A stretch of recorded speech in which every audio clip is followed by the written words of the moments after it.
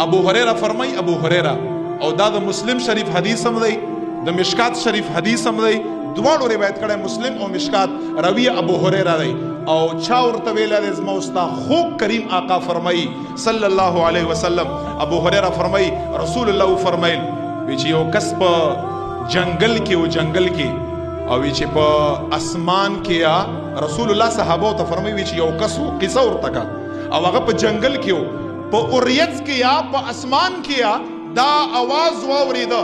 چې په اوریت کې आवाज وشو په اسمان کې आवाज وشو چې اے فرشتو لاړ شئ د پلانکی انسان باغ خړوب کړئ په هغه باندې باران وکړئ نوم یې واوریده باغ یې واوریده باران یې واوریده خړوب کړئ دغه صاحب فرمایي چې کله ما دا غسړی نوم واوریده په اسمان په اوریت کې و چې دا غي نه پس رسول الله صحابه ته فرمایي دا اوریت روان نشوا او په یو شګلنه غونډه و غونډه پاغي باندې دا اوره دا خبران پاغي باندې وشو و چې هغه نه وړي نالې او ولې جوړې شوې او بیا دا ټول ولې او نالې یو غټ نالې تراجم شوې ډېری وبدي دا صاحب فرمای رسول الله صحابه ته فرمای چې دغه صاحب دغه اوبو پس روان دی چا چې په اوریت کې आवाज اوریدل دی چې فلان سړی باغ لا خړوب کړی شي دغه صاحب روان دی دغه اوبو پس روان دی دا ډېری اوبه روان دي یو باغ ته ورسېده په یو باغ کې یو صاحب لګیا دی او هغه پټای اړی په پټي کې کار کا اوبو ته شری نالې جوړي دغه صاحب راغی او دغه اوبه یې ولیدي او ډایرک په دغه باغ باندې دا اوبه ور داخل شوي او دغه ټول باغ یې خړوب کا ټول باغ یې اوبه کا دغه صاحب فرمایي چې انوم او आवाज اوریدلو وی چې زراله دغه باغ مالک او صاحب لا وی چې مورته فرمایل ستات سنوم دی وی چې ماته نوم وخښته دغه صاحب فرمایي چې اومغه نوم یې راته واخښته چې کوم ما په اوریت کې اوریدلای اومغه نوم وی چې مانا بیا باغ والا صاحب تاسو که چې تا مانا نوم تاسو ولې وکړه ولې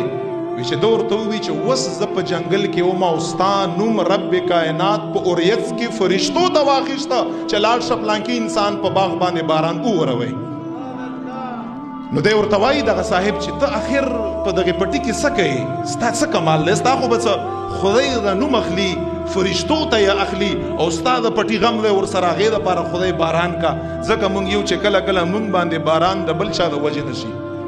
مونږ یې نه یو لایق د بل چا د وجې نه په مونږ باندې وشي داسې خلک په ځمکه باندې موجود دي او شته دی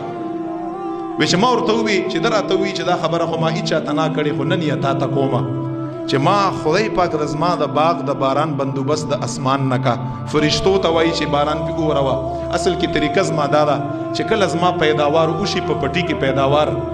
نو ما باندې په پټي کې لسمه حصه ده چې زه لسمه حصه ورکړم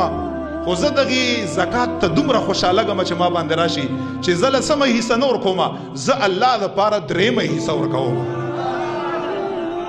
یعنی زکات په خوشحالۍ ورکوم او خپل نصاب نه یا اندازې نه یا ډیر ورکوم حالانکه ما باندې لسمه حصه ده او زه درېیمه حصه یو درېیمه خدای پاک فقراو له ورکوم یو درېیمه خپلو بچو له ورکوم یو درېیمه په خپل باغ باندې لګوم دغه وجه ده چې زه زکات په خوشحالۍ ورکوم د خپلې اندازې نه ډیر ورکوم دغه وجه ده چې رب کائنات په اسمان کې فرشتو ته چې لاړ شئ او باغ یې خړوب کړئ